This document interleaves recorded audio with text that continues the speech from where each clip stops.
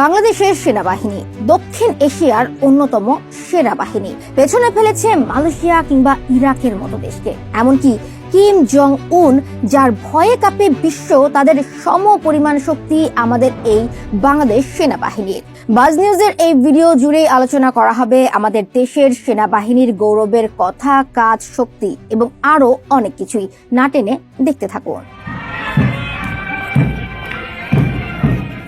দেশের সার্বভৌমত্ব রক্ষা করা সেনাবাহিনীর প্রধান দায়িত্ব।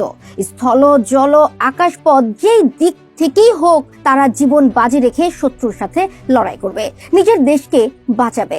আমরা এমন এক সেনাবাহিনী পেয়েছি যারা জনগণের জন্য জীবন দিতেও পিছপা হয় না। দেশের জনগণের জন্য প্রধানমন্ত্রীর অর্ডার অমান্য করে দেশ জনতার পাশে ছিল।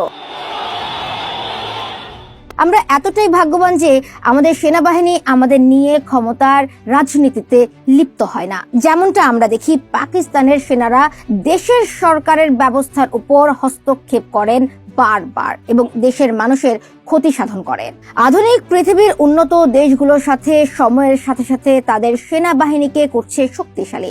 এদিক থেকে পিছিয়ে নেই বাংলাদেশও। পৃথিবীর আধুনিক উন্নত সমরাস্ত্রগুলো তাদের ভান্ডারে রাখছেন। যুক্তরাষ্ট্রের তৈরি আধুনিক ক্রুইজ ভেক্টর 2 সাবমেশিন গান, রাশিয়ার কেইলাশ নিকাব, জার্মানির তৈরি হেকলার অ্যান্ড কচ MP5, এরকম অনেক উন্নত প্রযুক্তির অস্ত্র রয়েছে।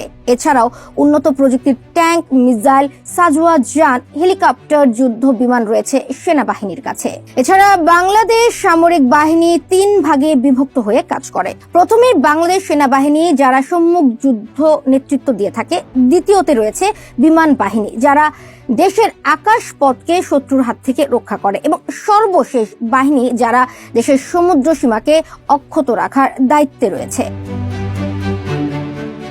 বাংলাদেশ সেনাবাহিনীর শুরু থেকে আজ অব্দি সবকিছুই গৌরবের ইতিহাস। দেশের অভ্যন্তর থেকে সীমান্ত ছাপিয়ে ভিন দেশেও তারা প্রশংসিত।